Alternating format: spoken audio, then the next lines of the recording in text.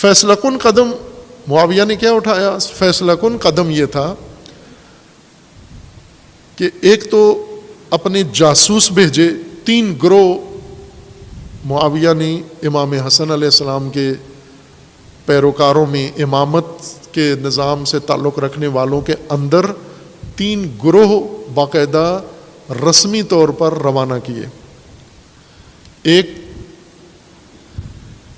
Media cell اس زمانے میں جاسوس، جن کا کام امام حسن علیہ السلام کے لشکر میں افواہیں، اراجیف پھیلانا تھا۔ یہ باقاعدہ نام ہے، تاریخ میں ان کے نام ہیں۔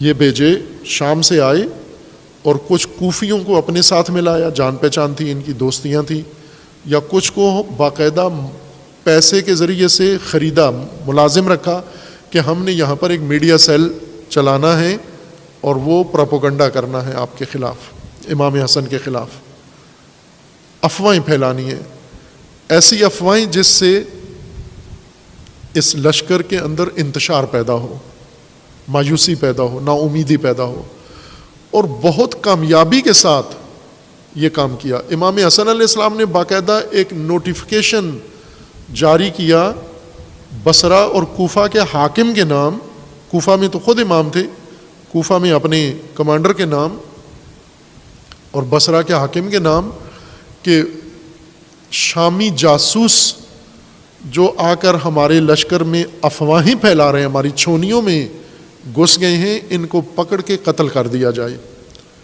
کوفی جاسوس ایک پکڑا گیا اور قتل ہو گیا، بصرہ والا بعض تاریخوں میں ہے کہ وہ بھی پکڑ کے قتل کر دیا، لیکن ایسا کوئی قول قاطع نہیں ہے، بعض میں ہے کہ وہ ہاتھ آیا ہی نہیں، ان کے چھپ گیا وہ۔ اور یہ 2 مین چھونیاں تھیں امام حسن مجتبیٰ علیہ السلام کی، یہاں پر انہوں نے یہ کام کیا۔ دوسرا گروہ انہوں نے ایک اور کوفیوں کا تشکیل دیا، ستون پنجم۔ ایک یہ تھا جو افواہیں پھیلائے، جھوٹ پھیلائے، پروپیگنڈا کرے مختلف قسم کا، کہ امام حسن علیہ السلام نے معاویہ سے پیسے وصول کر لیے ہیں، یہ ایک افواہ یہ پھیلائی۔ امام حسن علیہ السلام صلح کرنے جا رہے ہیں، معاویہ کے ساتھ صلح کرنے جا رہے ہیں۔ ایک وفد شام کی طرف سے آیا کہ ہم مذاکرات کرنے آئے ہیں، امام علیہ السلام نے ان کو وقت دیا۔ اسی چھونی میں یہ 2 یا 3 بندے تھے، انہوں نے آ کے ملاقات کی، ملاقات کر کے اب ہونا یہ چاہیے تھا کہ اگر شامی وفد آیا ہے، جیسے پاکستان میں غیر ملکی وفد آتا ہے تو باقاعدہ ایک مشترکہ پریس کانفرنس ہوتی ہے، ایک بیانیہ مشترکہ جاری ہوتا ہے کہ ہم نے اس غیر ملکی وفد کے ساتھ یہ معاہدہ کیا ہے، یہ بات چیت ہوئی ہے، یہ ہم نے اعلان کرنا ہے۔ لیکن تحکیم کے واقعہ کی طرح اس وفد نے اندر کیا بات چیت کی یہ نہیں بتائی، باہر نکل کر دعائیں دینے لگے۔ توجہ کریں یہ کتنا انہوں نے زیرکانہ کام کیا۔ باہر نکل کر امام حسن علیہ السلام کے اس خیمے سے، مذاکراتی خلیفہ کے خیمے سے، حاکم وقت کے خیمے سے نکل کر باہر دفتر سے، تو بلند بلند امام حسن علیہ السلام کے ساتھیوں کو سنانے کے لیے بلند بلند آواز سے دعائیں دینا شروع کر دیں۔ امام حسن کا اللہ بھلا کرے، بہت شریف آدمی ہیں، بہت نائس آدمی ہیں، بہت اعلیٰ شخصیت ہیں، بڑے اعلیٰ ظرف ہیں، انہوں نے امت کو خون خرابے سے بچا لیا ہے، انہوں نے بڑی تباہی سے امت کو بچا لیا ہے، یہ بڑی قربانی ہے ان کی طرف سے۔ امام حسن علیہ السلام اب ظاہر مذاکرات ہوئے ہیں، مذاکرات کے بعد امام نے بتانا تھا کہ ان کی کیا بات کرنے آئے تھے اور کیا بات ہوئی ہے یا نہیں ہوئی، ہم نے ان کی شرائط مانی ہے یا نہیں مانی۔ ابھی امام علیہ السلام اپنے کمرے میں ہیں، یہ پہلے باہر نکل کر بلند بلند آواز سے امام حسن علیہ السلام کو دعائیں دینا شروع کر دی۔ یہ پروپیگنڈا ہے، یہ طریقہ ہے۔ آپس میں امام کے ساتھیوں کو خطاب نہیں کر رہے، آپس میں تینوں بلند بلند آواز سے امام حسن کو دعائیں دینا شروع کی، شامیوں نے، کہ اللہ ان کا بھلا کرے، یہ بہت اعلیٰ درجے ہیں، اعلیٰ درجے پر ہیں، بڑی اعلیٰ ظرف ہیں، امت کو بچا لیا انہوں نے اور بڑا خوبصورت فیصلہ کیا انہوں نے، تمام مسائل اس سے حل ہو جائیں گے، ہر آدمی آسودہ ہو جائے گا۔ تو لوگوں نے، امام حسن کے سپاہیوں نے فوجیوں نے سنا کہ یہ کیا دعائیں دے رہے ہیں، اس کا مطلب ہے کہ ہمیں اعتماد میں لیے بغیر، ہمیں بتائے بغیر اندر کوئی معاہدہ ہو گیا ہے۔ یہ دعائیں دیتے ہوئے امام کے لشکر سے باہر چلے گئے، بس اپنا کام کر دیا یہ۔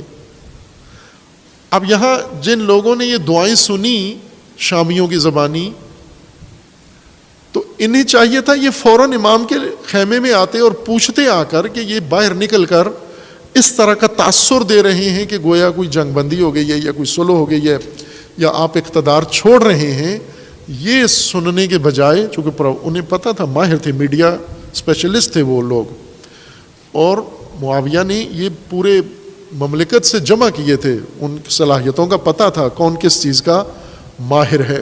کوئی مصر سے بلایا، کوئی حجاز سے بلایا، کوئی یمن سے بلایا، کوئی کہاں سے بلایا، بلا کر وہ ماہرانہ ایک ٹیم تشکیل دی جنہوں نے یہ سارا ماحول بنایا۔ چونکہ انہیں پتہ تھا کہ یہ جذباتی لوگ ہیں، کوفی ہیں، ان میں اتنا شعور نہیں ہے کہ یہ امام حسن سے جا کے تصدیق کریں، پوچھیں گے جا کر۔ انہوں نے سنتے ہی فوراً رد عمل دکھانے، اور ایسا ہی ہوا۔ انہوں نے فوراً امام حسن علیہ السلام کو برا بھلا کہنا شروع کر دیا۔ توجہ کریں، شامیوں نے دعائیں دیں، کوفیوں نے نعوذ باللہ گالیاں دینا شروع کر دی۔ وہ لکھی ہوئی ہیں تاریخ کے اندر۔ جو اپنے تھے، اپنی فوج تھی، اپنے ساتھی تھے، اور پھر اس کے بعد یہ خبر آگ کی طرف پھیل گئی۔ جیسے کہتے ہیں نا کہ فلاں آدمی بک گیا، یہ چرچا ہو گیا کہ بک گیا۔ اب جو جذبات انہوں نے بڑھکائے، امام حسن علیہ السلام کے لشکر نے امام کے خیمے کا محاصرہ کر لیا۔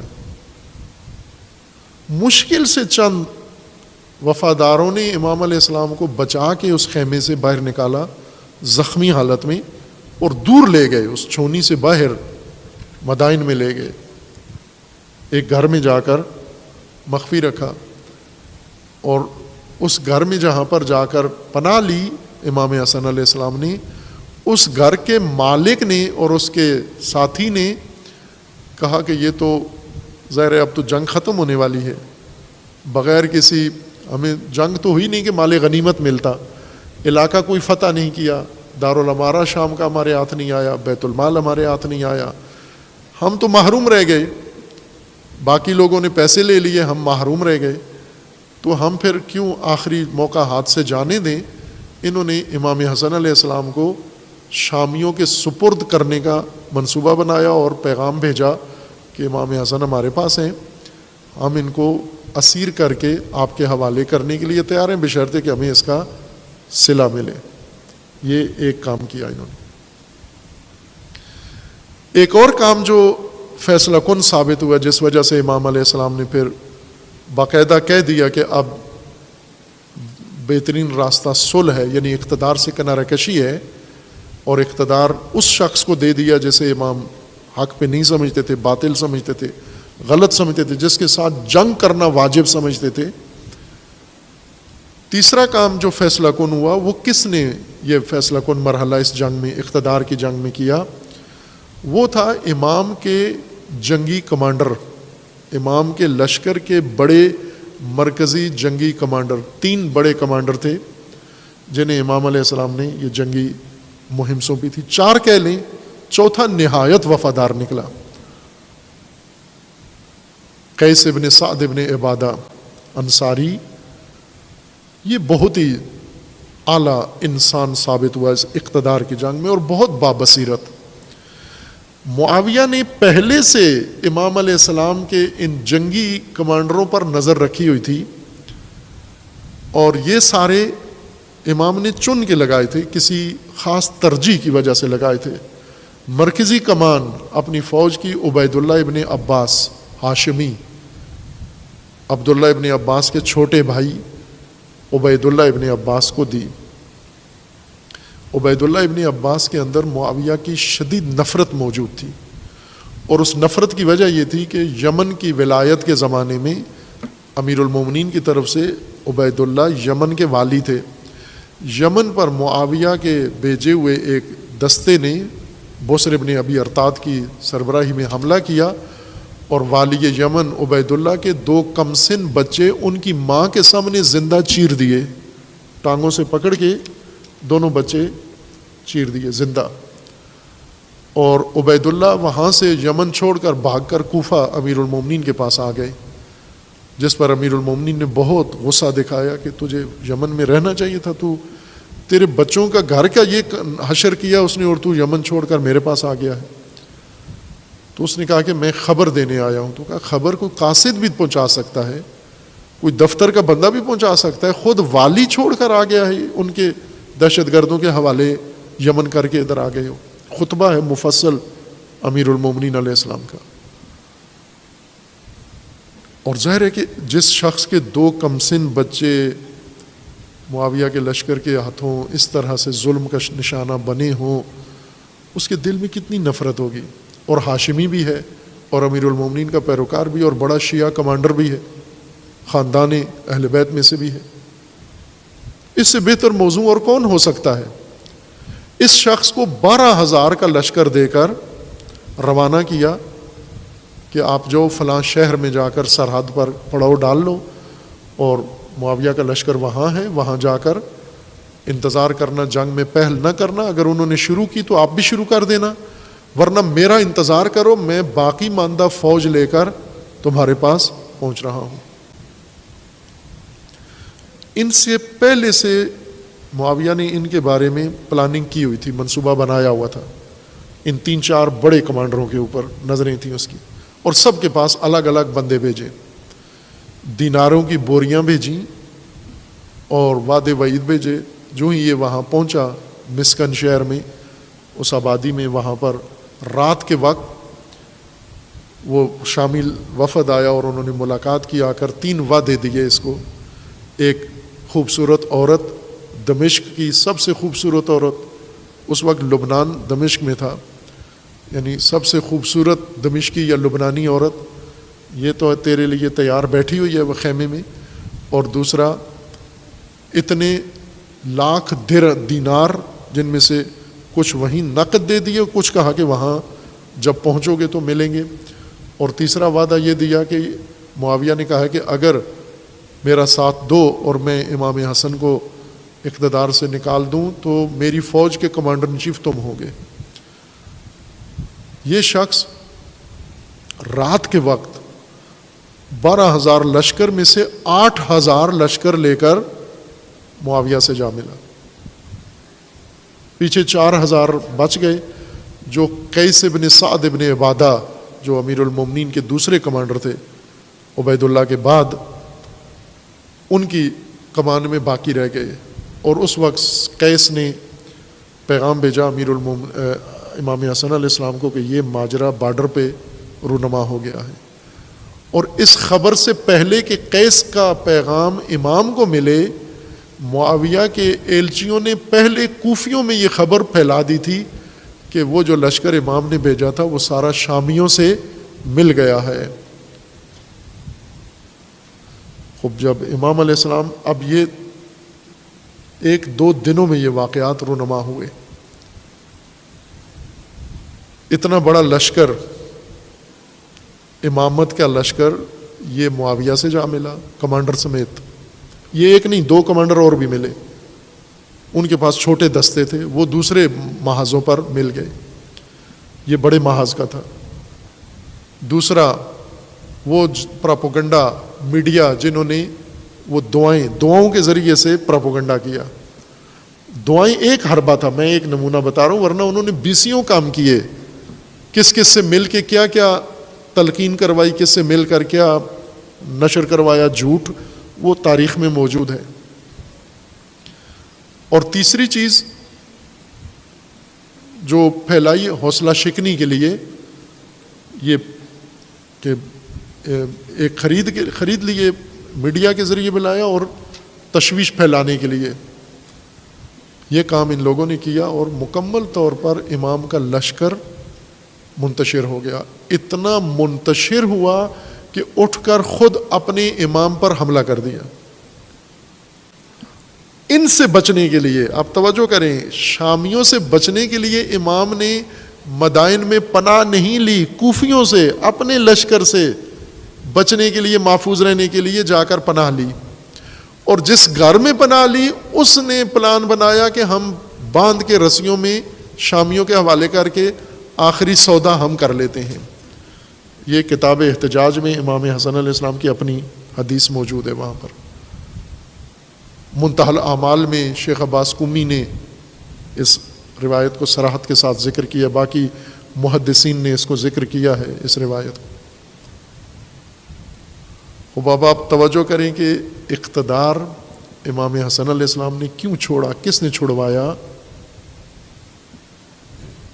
جب امام کے اپنے پیروکار، امام کے اپنے ساتھی، امام کے اپنے کمانڈر اقتدار پرستوں سے جا ملے. کیوں ملے؟ سوال یہ ہے کہ یہ جو چاہتے تھے یہ امام حسن سے کیوں ان کو توقع نہیں تھی، امید نہیں تھی؟ عبید اللہ ابن عباس 12,000 لشکر کا کمانڈر تو ہے، یہ ابھی 12,000 اس کی کمان میں ہیں، پھر کیوں یہ اقتدار پرستوں کے وعدے پر آ گیا؟ انہوں نے جو وعدہ دیا، سیٹی بجائی، اس کی طرف کیوں چلا گیا؟ اس وجہ سے گیا کہ ان کوفیوں کو باقاعدہ معلوم تھا، علی علیہ السلام کا دور اقتدار دیکھ چکے تھے.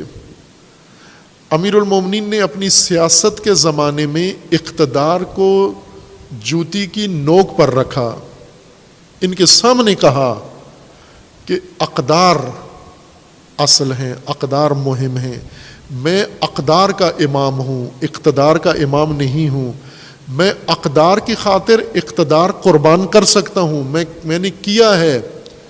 اور کوفیوں نے نزدیک سے دیکھا، اور پھر امام حسن مجتبیٰ علیہ السلام کو کوفیوں نے نزدیک سے دیکھا کہ یہ امام حسن مجتبیٰ اگر اقتدار میں رہیں، ان کے ساتھ رہ کر ہمیں کیا ملے گا، امامت کی سیاست کر کے ہمیں کیا ملے گا، اور ملوکیت کے ساتھ مل کر ہمیں کیا ملے گا. یہ نظریاتی طور پر امامت کے قائل تھے، یہ نظریاتی طور پر امام حسن کی امامت کے قائل تھے، لیکن امام حسن کی امامت کے سیاست میں انہیں یہ سب کچھ اقتدار کے مزے، اقتدار کے لطف نظر نہیں آ رہے تھے. جو امیر المومنین کے زمانے میں ایسا ہی ہوا. امیر المومنین کے زمانے میں 2 شخصیات امیر المومنین کے پاس آئیں خلافت کے فوراً بعد، جن لوگوں نے امیر المومنین کے لیے بیعت کی کمپین چلائی ہوئی تھی. لوگوں کو لاتے تھے پکڑ پکڑ کے کہ او بیعت کرو امیر المومنین پر، یہ سب سے بہتر حاکم ہے. یہی جب بیعت کا عمل مکمل ہو گیا، امیر المومنین بیت المال میں گئے، انہوں نے وقت مانگا رات کے وقت، امیر المومنین نے انہیں وقت دیا. جو ہی جا کے بیٹھے، امیر المومنین نے چراغ بیت المال کا بجھا دیا اور فرمایا گھر سے چراغ لے کر آؤ. انہوں نے پوچھا بھی کہ کیوں بجھا دیا؟ وہ فرمایا کہ ابھی ذاتی بات تو نہیں ہے آپ کی میرے ساتھ، بیت المال حکومت کا ہے، بیت المال کا کام ختم ہو گیا ہے، تو بیت المال کا چراغ بھی نہیں جلے گا، لائٹ بھی نہیں جلے گی، چونکہ ذاتی کام کر رہے ہیں ہم اس میں. یہ امامت کا نظام ہے. امامت کے نظام میں آپ بیت المال کی لائٹ کے نیچے بیٹھ کر ذاتی کام نہیں کر سکتے. یہ امام حسن کی حکومت ہے، امام علی کی حکومت ہے. یہ کیوں کوفی اتنے مایوس تھے امامت کے نظام سے؟ انہی وجوہات سے. تو انہوں نے کہا کہ ہم، امیر المومنین نے کہا کہ بتائیے کیوں آئے ہو؟ تو انہوں نے کہا کچھ کہنے آئے تھے، اب ضرورت نہیں ہے، جواب مل گیا ہے. آئے کیوں تھے؟ کوفہ اور بصرہ کی حکومت لینے کے لیے، کہ ایک کو کوفہ کا حاکم بنا دیں، دوسرے کو بصرہ کا حاکم بنا دیں.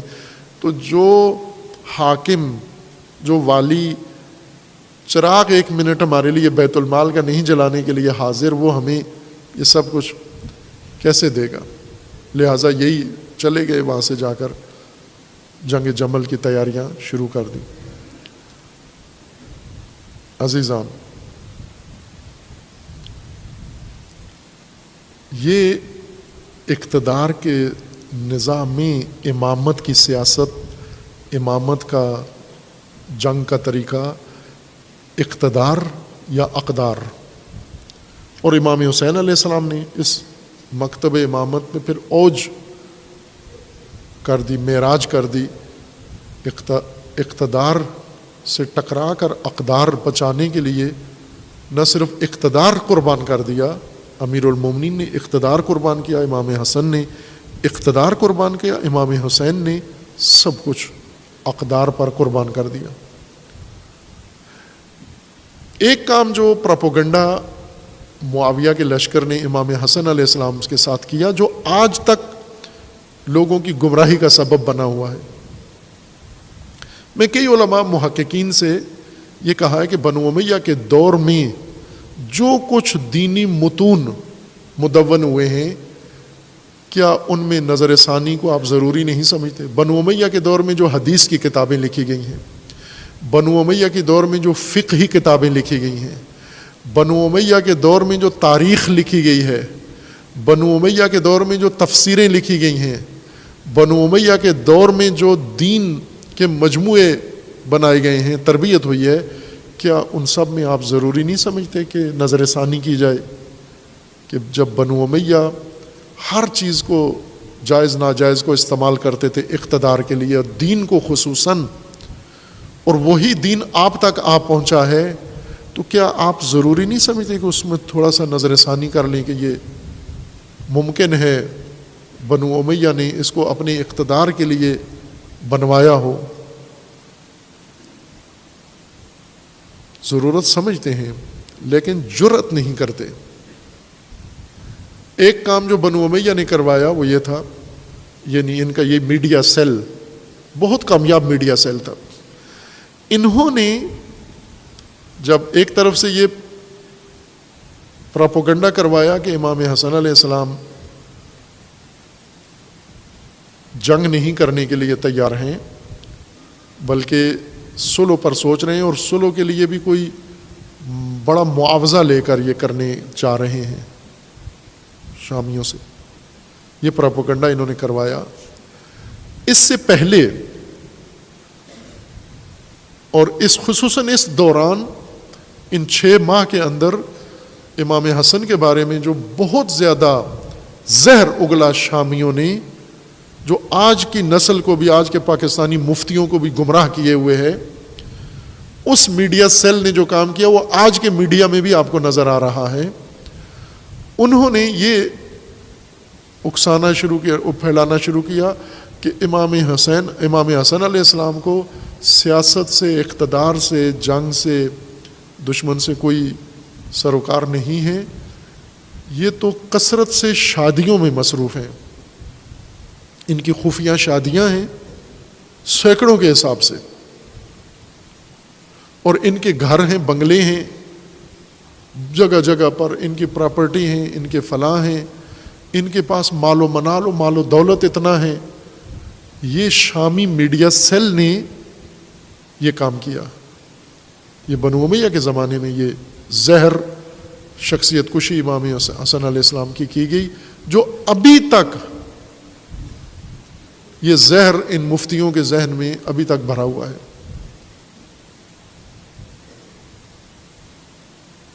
یہ 3 اہم کام انہوں نے کیے، اور فیصلہ کن ان میں سے کون سا ثابت ہو؟ میڈیا سیل نے صرف لوگوں کو بدبین کیا، بدگمان کیا، لیکن جس چیز نے امام حسن علیہ السلام کے اقتدار کی بنیاد ہلائی، کمزور کیا، وہ امام کے اپنے مقرر کردہ کمانڈروں کی خیانت تھی۔ یہ اقتدار پرستوں سے جا ملے، ان کے کیمپ میں جا کر شامل ہو گئے، ادھر کال دے دی، سب 8000 مل کر معاویہ کے کیمپ میں چلے جاؤ سب۔ وہ یہ خبر ملنی تھی، پھر امام حسن علیہ السلام نے باقی ساری پلاننگ روک دی، جنگ نہیں ہو سکتی ان لوگوں کے ذریعے۔ شیخ مفید رحمۃ اللہ علیہ نے اپنی کتاب ارشاد میں اس کو بہت خوبصورت تجزیے کے ساتھ اور تحلیل کے ساتھ ذکر فرمایا ہے، بہت اعلیٰ انداز سے، کہ امام حسن علیہ السلام کا لشکر کس گماش کا تھا، کس نوعیت کا تھا، کس طرز کا تھا، اور کیوں یہ سب کچھ ہوا۔ یہ وہ تاریخ ہے جو آج پاکستان میں اقتدار کی جنگ میں امامت کے دعوے دار اور امامت کے پیروکار اور امامت کے ساتھ تعلق رکھنے والے لشکر نے کیا کردار ادا کرنا ہے. یہ دیکھ لیں کہ امام حسن علیہ السلام کے ساتھ اقتدار پرستوں کا ساتھ دے کر کتنی بڑی خیانت ان لوگوں نے کی، اور امامت جب ان کی خیانت سے اقتدار کے میدان سے امامت کو باہر نکالا گیا، پھر لوٹ کر دوبارہ نہیں آ سکی اقتدار میں، پھر نہیں ہو سکا یہ کام. اور کیوں نہیں آ سکتی؟ چونکہ وہی عمل جو امام حسن علیہ السلام کے لشکریوں نے انجام دیا تھا، وہ کمانڈر مسلسل ہر نسل میں آتے جا رہے ہیں. وہ عبید اللہ ابن عباس جو پرچم امام حسن کا اٹھا کے اور اپنی ٹیم سمیت اپنی پارٹی سمیت اقتدار پرستوں سے جا ملتا ہے، یہ در حقیقت امامت کی کمر توڑ دیتا ہے. یہ امامت کی پشت پہ خنجر مارتے ہیں. ان کی وجہ سے امامت کی توانائی استعمال ہو جاتی ہے اقتدار پرستوں کے ہاتھ میں. معاویہ نے شامیوں کے ذریعے اقتدار حاصل نہیں کیا، کوفیوں کے ذریعے اقتدار حاصل کیا ہے. ایک بھی شامی اس میں شامل نہیں ہے، سارا لشکر اس کا کوفی ہے. یعنی امام حسن کے لشکر سے امام حسن سے اقتدار لے لیا. اور یہ بات امام حسن علیہ السلام نے خود بھی بیان فرما دی کہ میں نے اس وجہ سے یہ فیصلہ کیا کہ میرے سامنے دو نقشے تھے، ایک دشمن کا تھا، ایک ان کا تھا، کوفیوں کا. ان کا یہ نقشہ تھا کہ امام حسن علیہ السلام نے بتایا ہے کہ ان کے نقشے کے مطابق انہوں نے مجھے پکڑنا تھا، فروخت کرنا تھا معاویہ کے ہاتھ میں. پھر معاویہ نے مجھے دو آپشن دینے تھے، یا مجھے قتل کر دیتا، شہید کر دیتا، یا پھر بخشش رحم کھا کر مجھے چھوڑ دیتا کہ میں آپ کو معاف کرتا ہوں. اور معاویہ کی معافی لے کر زندہ رہنا موت سے بدتر تھا. امام کو یہ پتہ تھا کہ وہ یہ سوچ رہا ہے، یعنی یہ امام کو یقین تھا کہ مارے گا نہیں، وہ اس طرح سے ان کے ذریعے انہیں پیسہ دے کے مجھے گرفتار کر لے گا، پھر اس کے بعد کہے گا کہ میں نے نواسۂ رسول ہیں، شریف آدمی ہیں، میں نے چھوڑ دیا ان کو، میرے رحم و کرم پر اب آپ رہیں، باقی رہیں، زندہ رہیں. یہ زندگی امام کو پسند نہیں تھی. اس لیے امام علیہ السلام نے فرمایا کہ اب اقتدار میں نہیں رہا جا سکتا، اقتدار باقی رکھنے کا کوئی امکان باقی نہیں ہے، لیکن اقدار بچائی جا سکتی ہیں.